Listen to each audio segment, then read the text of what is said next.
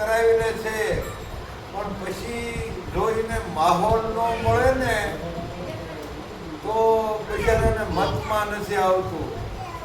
એટલે કીધું કે સદગુરુ જેને સાચા મળે અને પછી મળે જો સંતનો સંગ, તો એ જીવને સડે ભક્તિનો રંગ.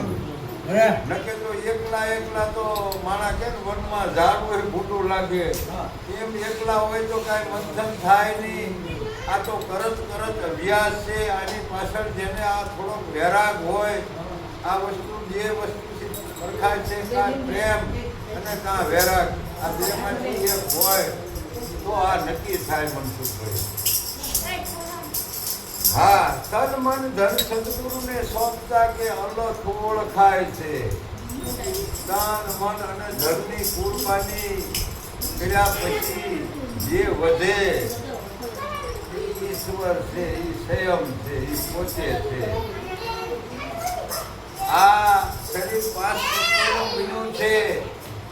આમ ગોળથી ગળ પર નોખું નથી, બધી વાત હસી, પણ આ પિંડ અને બ્રહ્માંડથી તો પર રહે.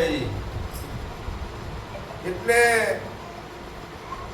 ગંગા સતી જેવાય એમ કે પિંડ ને બ્રહ્માંડથી તો કે પર મારા ગુરુ, એનો દેખાડું પાનબાઈ દેશ, અને અહીંયા નથી કે માયા કેવો દેશ. તો આનું જો વિભાજન થઈ કે ઘડીક માટે આપણને એ માયા